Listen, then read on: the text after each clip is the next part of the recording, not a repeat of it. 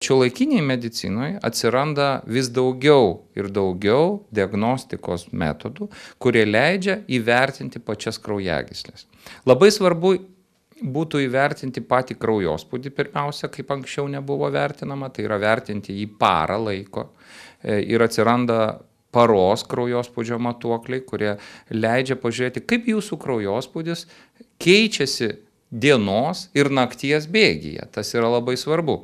Tuo pačiu šie aparatai leidžia įvertinti, kokios jūsų kraujagyslių sienelės. Sveika kraujagyslė, jinai yra labai elastinga. Tuo tarpu kraujagyslė pažeista, kaip žmonės sako, užkalkėjusi liaudyje, ji iš tikrųjų pasidaro kieta, nejudri ir visiškai nepaslanki į besikeičiantį kraujospūdį. Todėl atsiranda metodai, kurie leidžia įvertinti kraujagyslės standumą ir įvertinti taip vadinamą pulsinę bangą.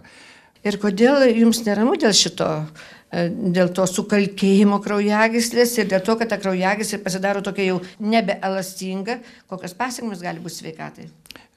Žmogaus kraujospūdis visą parą kinta, jis nėra vienodas. Netgi, kada žmogus visiškai absoliučiai sveikas, įmanomi kraujospūdžio pakilimai. Siūbuojantis, šokinėjantis kraujospūdis skriaudžia organizmą. Kokius organus? Iš tikrųjų, skriaudžia daugybę organų, bet labiausiai skriaudžia pačią širdį, skriaudžia smegenis, skriaudžia inkstus.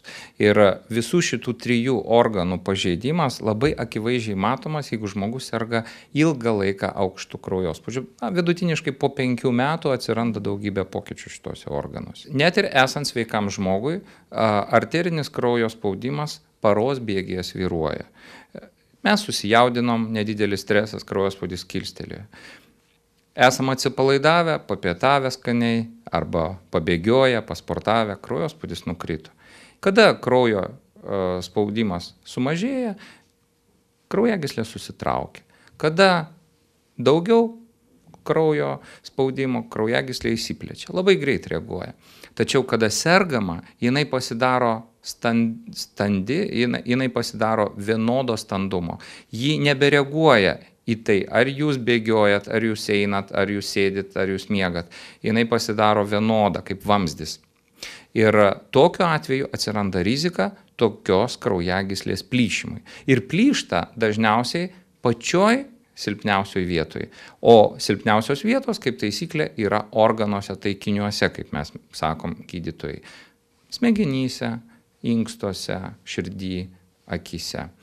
Todėl mums reikia siekti kuo anksčiau įvertinti tokį kraujagyslių standumą, atsiradusi, padidėjusi kraujagyslių standumą ir mes tokius metodus dabar, kaip jau sakiau, turim. Ką daryti, jeigu jau rado kraujagyslę sustandėjusią? Sveika gyvensena pirmiausia. Fizinis aktyvumas iš tiesų gali padėti išsaugoti sveikas kraujagyslės. Taip pat mityba. Šiuolaikinė mūsų mityba tikrai nėra gera ir apie tai daug yra kalbėta ir jūsų laidose. Trečias dalykas iš tikrųjų yra labai efektyvūs medikamentai. Eilė vaistų klasių skirtų apsaugoti kraujagyslių endotelį. Tai yra antihipertenziniai vaistai, kurie mažina kraujospūdį. Tai yra cholesterolį mažinantis vaistai. Tai yra vaistai, kurie mažina kraujo krešumą. Ir taip toliau. Iš tiesų egzistuoja daugybė priemonių, kurios gali būti laiku paskirtos, bet kad jas paskirti reikia žinoti. Šitas aparačiukas skirtas nešioti parai, jisai matuoja spaudimą kas pusvalandį dienos metu ir kas valandą nakties metu. Tuo momentu, kai pradeda matuoti, reikia pabūti ramiai. Jeigu yra galimybė atsisėsti, padėti ranką, aparatas įrašo duomenis į šitą aparačiuką ir paskui mes perkeliam į kompiuterį. Tai yra programa speciali, mes paskui ją pateikėm gydytojui. Anksčiau to nebuvo, dabar mes tą turim ir netgi turim pirminėje sveikatos priežiūros grandyje.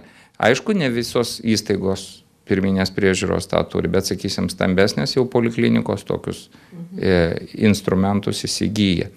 Ir aš siūlyčiau pacientams apie tai žinoti, nepamiršti, atvykti, pasitikrinti savo kraujospūdį ir jeigu yra to kraujospūdžio padidėjimas, ištirti kraujagyslės standumą.